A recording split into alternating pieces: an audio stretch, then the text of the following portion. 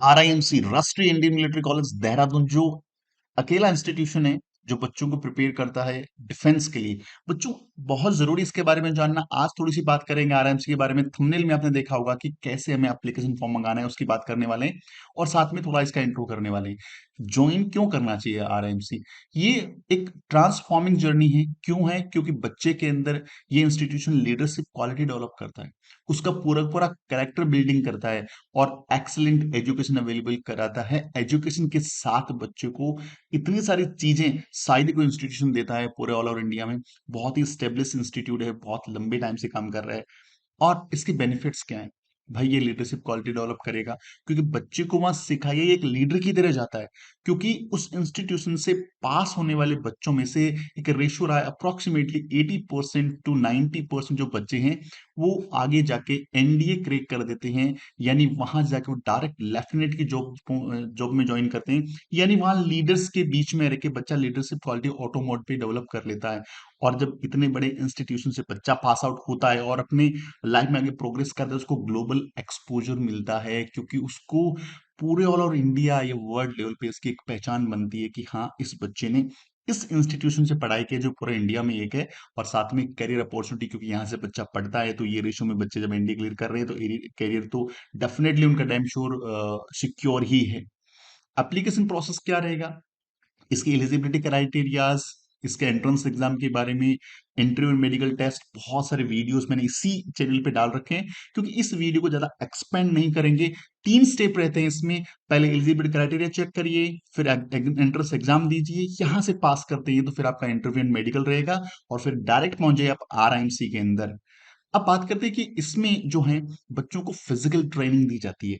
बहुत सारे इंस्टीट्यूशन है जो अच्छी एजुकेशन दे रहे हैं इंडिया में, लेकिन फिजिकली भी साथ में ट्रेन कर पाना थोड़ा सा मुश्किल रहता है क्योंकि यहाँ पे जो लोग ट्रेनिंग दे रहे होते हैं वो डिफेंस से बिलोंग करते हैं, जिन्होंने अपने आप को प्रूफ किया हुआ है, उन्होंने उस लेवल का जो टास्क है वो पास कर रखा है और उनको पता है। और सारे जो टीचर्स होते हैं लगभग वो एसएसबी क्रैक करके वहां तक पहुंच करके फिर टीचर बन रहे होते हैं, तो डेफिनेटली उनको बहुत अच्छे से पता होता है चीजों को, कैसे बच्चों को फिजिकली तैयार करना है। एकेडमिक कैरिकुलम बहुत स्ट्रांग होता है उनका और साथ साथ में वो मिलिट्री स्किल्स भी डेवलप करते हैं क्योंकि उनका एम ही आगे जाके जब एनडीए क्रैक करना है इन बच्चों का, उनको इसीलिए तैयार करना है। तो पहले से ही बच्चे को मेंटली, इमोशनली, फिजिकली और एजुकेशनली सारे जो अपनी पैरामीटर्स है उसके अकॉर्डिंग उन बच्चों को तैयार करते हैं मिलिट्री के अकॉर्डिंग, तो बच्चों में मिलिट्री स्किल्स डेफिनेटली डेवलप हो जाते हैं। इसके अंदर बच्चों को क्या रहता है, जो एल्यूमिनी कॉन्ट्रीब्यूशन रहता है। यानी बच्चों के अंदर बहुत लिमिटेड बच्चे हैं। टोटल इंडिया से 36 बॉयज एंड ओनली 5 गर्ल्स, तो बहुत लिमिटेड बच्चे हैं। तो पूरा का पूरा डेटा रहता है कितने साल पहले किस बच्चे ने क्या किया, तो उसकी सक्सेस स्टोरी वहां पे रहती है। तो डेफिनेटली बच्चा क्या करता है कि ये कंट्रीब्यूशन को हमेशा ध्यान में रखता है। नेशनल बिल्डिंग में उनका डेफिनेटली रहता है कि ये बच्चे न केवल डिफेंस में जाकर के डिफेंस में सर्विस देने के बाद ये सोसाइटी के लिए बहुत बड़ी एक असेट्स हैं क्योंकि बच्चे वहां से ट्रेनिंग करने के बाद सेल्फ डिपेंडेंट हो जाते हैं। ये बच्चे जिनसे मिलते हैं, जिनके पास बैठते हैं, उनको उस लेवल का एजुकेशन, उस लेवल का नॉलेज, उस लेवल की बातें बताते हैं ताकि बच्चे, उनके साथ में रहने वाले और लोग भी वहां के लिए इंस्पायर हो सकें, डिफेंस के लिए इंस्पायर हो सकें और वहां से वहां के डिसिप्लिन को सीख सकें।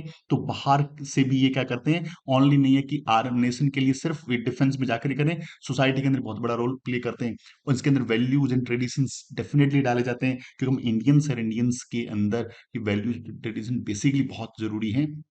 अब बात करते हैं कि फॉर्म कैसे मंगाना है भाई। पहले ऑनलाइन आपको अप्लाई करना पड़ता है, फॉर्म को ऑफलाइन फिल करना पड़ता है और सेंड टू आरएमसी ऑफिस। मैं आपको साइट पे ले चलता हूं कि ऑनलाइन फॉर्म अप्लाई कैसे। तो इस करना के गूगल खोलना है अपने मोबाइल फोन में या अपने लैपटॉप में या अपने डेस्कटॉप पे और यहाँ पे लिखना है RIMC। जैसे ही लिखेंगे फर्स्ट जो भी लिंक खुलेगा वो RIMC का लैंडिंग होम पेज ही होगा। ये RIMC का होम पेज है, इसको स्क्रॉल डाउन करना है। स्क्रॉल डाउन करेंगे तो इसके नीचे देखिए online payment for RIMC prospectus and application form for RIMC entrance exam, new button यहाँ दिख रहा होगा।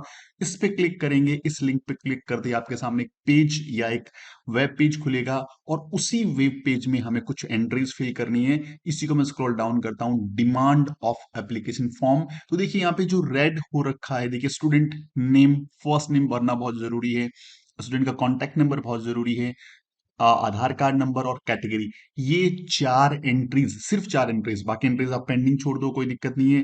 कंप्लीट प्रॉपर एड्रेस लिखना है, बहुत जरूरी है एड्रेस ढंग से लिखना। एड्रेस के बाद आपको यहाँ पे कंट्री, स्टेट, सिटी और विलेज यदि है तो विलेज ऐड करना है, पिन कोड नंबर ऐड करना है। और ये सारी एंट्रीज ऐड करने के बाद यहाँ पे रिमार्क कुछ करना है तो छोड़ दो, कर दो, वरना छोड़ दो। सीधा पेज सबमिट करना है और आगे आपसे ये पेमेंट डिमांड करेगा। तो जो बच्चे जनरल से बिलोंग करते हैं उनको 600 रुपीज पे करना है, और जो बच्चे ST ओबीसी से करते हैं उनको 555 रुपीज पे करना है। तो इतना इजी था फॉर्म मंगवाना, आप लोगों ने समझ लिया होगा। अब इसके रिगार्डिंग आपको कोई भी इंक्वायरी हो तो आप हमें हमारे इसी चैनल के ऊपर जो नंबर गिवन है उस पर कम्युनिकेट कर सकते हैं। सो मिलते हैं अगले बेहतरीन वीडियो में, तब तक अपना ख्याल रखें, खूब सारी पढ़ाई करें, wishing you very all the best. जय हिंद, जय भारत।